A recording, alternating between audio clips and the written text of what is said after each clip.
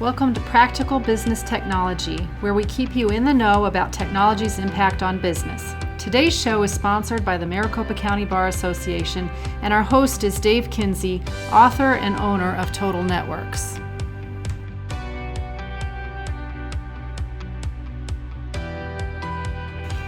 Hi, I'm Stephanie. And I'm Dave.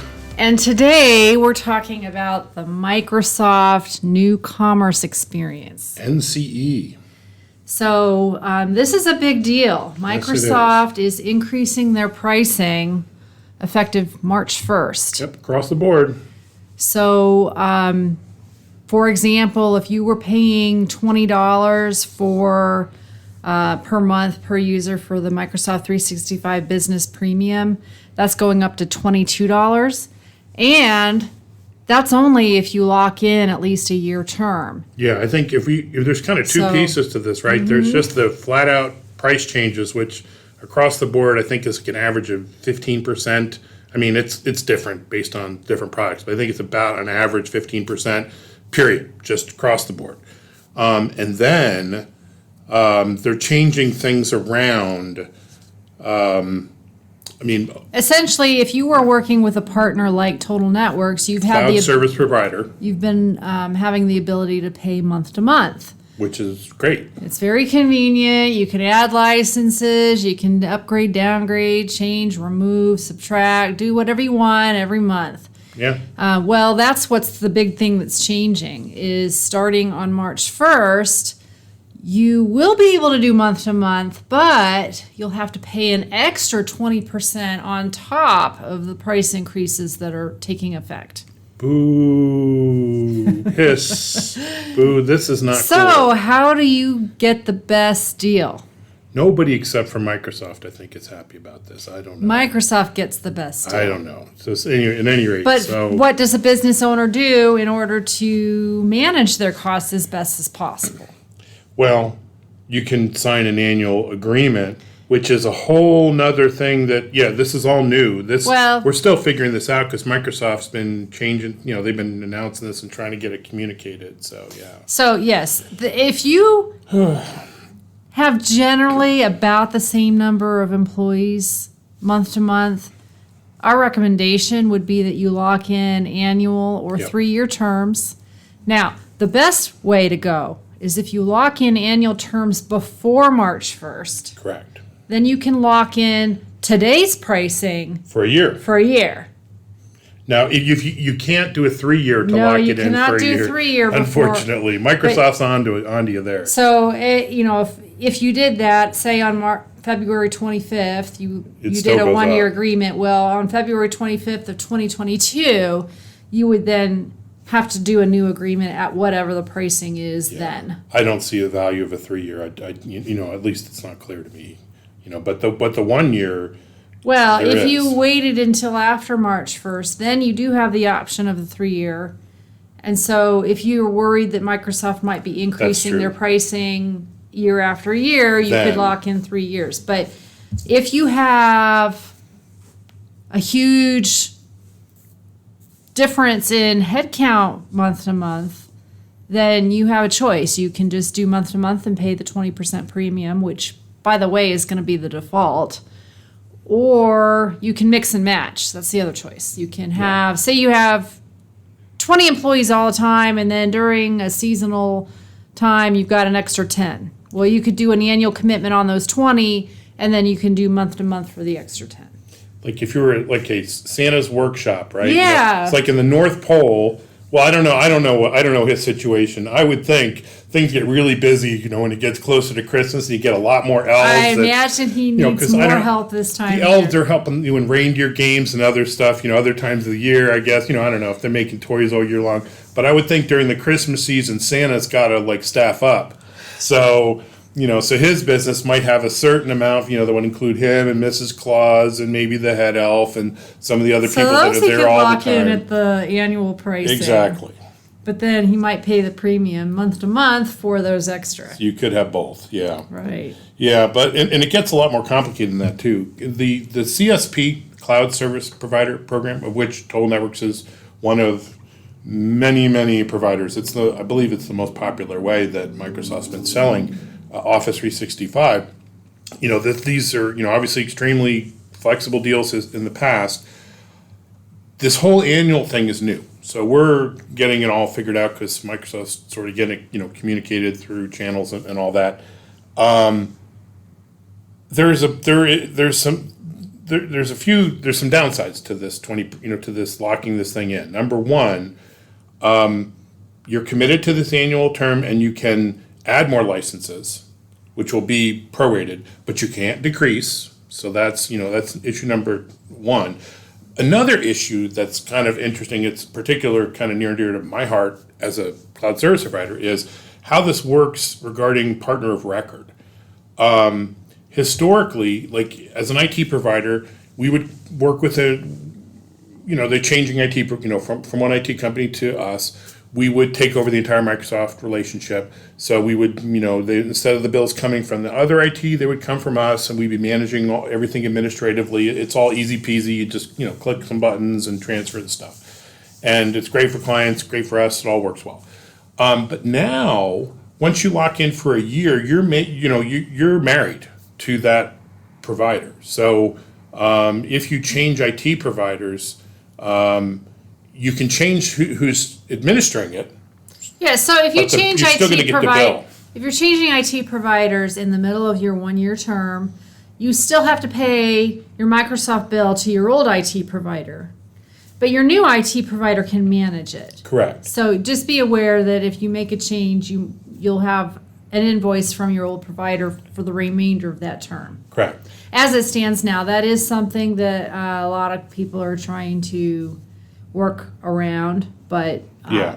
So, I don't know that that's that big a deal. maybe it's not that big of a deal, but just in general, like say, picture the worst case scenario. It's kind of a marriage, like business marriage when you're working with an IT provider, and you take care of the person there. But say you end up, it doesn't work out and there's a divorce. You're changing to another IT provider. If it's kind of an ugly divorce and you don't want to pay I'm not going to pay one stinking dime more to the other IT provider because I'm really angry at them or whatever, you got to pay them. And they've got to pay Microsoft. They're on the hook to pay Microsoft, whether you pay them or not. It just gets a little ugly. Hopefully things aren't, that unamicable. I don't think that normally happens. All right, I'm being overly dramatic. Okay, but regardless, I'm just saying you're on the hook. You're going to keep paying your old IT provider. So right. Yeah, I mean that's a lot of information. We're going to have information on our website about it as well, and please call us if you've got any questions about if you're one of our clients, how we can help you take advantage of the best, most cost-effective way for you. Yeah, and as a general rule, we're going to want people on annual agreements. I think and we're going to try to. And to be clear, even if you're on an annual agreement or a 3-year agreement, you still can pay month to month. Correct. So you're paying monthly. You're just committing to that license count and that amount of months. So say I decided. Who you're paying, the term, and the number of licenses, that's what you're locking in. Right. So you're locking, You can't downgrade, you can't reduce the number of seats within that term. Correct, and you can't change who you're paying. So those are basically the key things until the end of the year, to the end of that or the end of that term. So so I think we're going to be quite busy working with clients to. I think the best strategy is to lock in the thing in February, and then next year though the prices are going to go up. So, yep. And actually, any new licenses you buy, you're only going to be locking in the licenses you commit to. If you buy it during the middle of the term, you are going to be buying it at the higher rate, although it's going to be prorated for the remainder of the term. So, yep. Yeah, and Microsoft hasn't increased their prices in a bit. That's true. And that's I don't think this is the first item that you're going to see pricing increase. I mean, that's just how it works today. And Microsoft's added tremendous functionality to Office 365. My goodness, in terms of what they've done, my hat's off to them. I commend Microsoft for all that they're doing. It's a tremendous value. Office 365 is outrageous value. Well, and if you think about all that we did during lockdown and video and all the collaboration tools that we have built in. Oh, Microsoft absolutely. Teams, SharePoint Online. I think we just need to keep that in perspective, that it's a normal thing for a price to go up. It is a normal thing. So we can take it all with a grain of salt. As a cloud service provider, all cloud service providers are not happy about this whole it's been a great deal where we can basically do it month to month and go up and down. It's best for the client. It's best for us. It's best for everybody. None of us are happy that you have to worry about the commitment, but the price increase in and of itself is not outrageous. Yeah, and I don't know that I can justify a 20% premium for the flexibility. That's a pretty hefty premium. That is. Yeah, I mean, if it was a 5% premium, maybe just because of having the awesome flexibility goes up and down, but 20%, that's a pretty significant, amount of money you're paying for that flexibility. Yeah, so I don't think it's generally going to be justified. Well, any other things we want to talk about? No, I mean, we've been talking fast, and this is a lot of information. And I'm normally happy. And I'm a little upset about this, so I'm sorry. So I'm sorry if I've come off on this here, because I'm not wild about Microsoft changing prices, but I get that it's this annual thing, yeah. So just give us a call and we'll help you out. Yeah, we'll figure it all out, and it's all good, and great. Yay, Microsoft, for all the wonderful functionality that they're doing.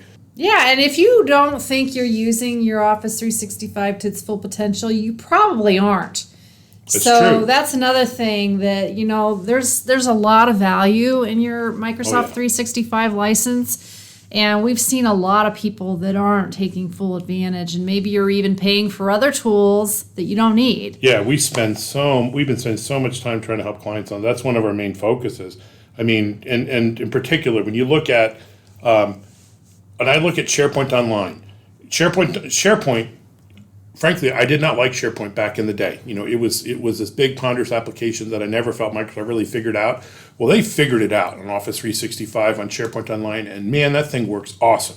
To the point where it's a better fit for, if you still have like the shared drive, like your S drive or J drive or Q drive, you shouldn't. Almost certainly you should not. I mean, there are certain cases where maybe you should, but as a general rule, you shouldn't. You should be using SharePoint Online. It's a better experience, and you're already paying for it with Office 365.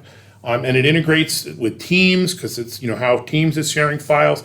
It's just Microsoft really figured it out. They did a great job with Microsoft Teams. If hopefully you're using Teams, and if all you're using Teams for is video chat, if you look at Teams as an alternative to Zoom, that is not what Teams is. That is like 10% of what Teams is. But if you're paying for Zoom... Yeah, if you're paying for Zoom... Then, maybe you need it if there's certain... but Teams is great for that. If you're doing a lot of heavy webinars, maybe you want something else. But for day-to-day video calling, Teams is excellent. But the real value is in the collaboration. It's basically, it's an email killer. It's a much, much better way to communicate than email. And it's a file collaboration thing that integrates with SharePoint Online. It's brilliant the way that Microsoft put it all together. They knocked it out of the park.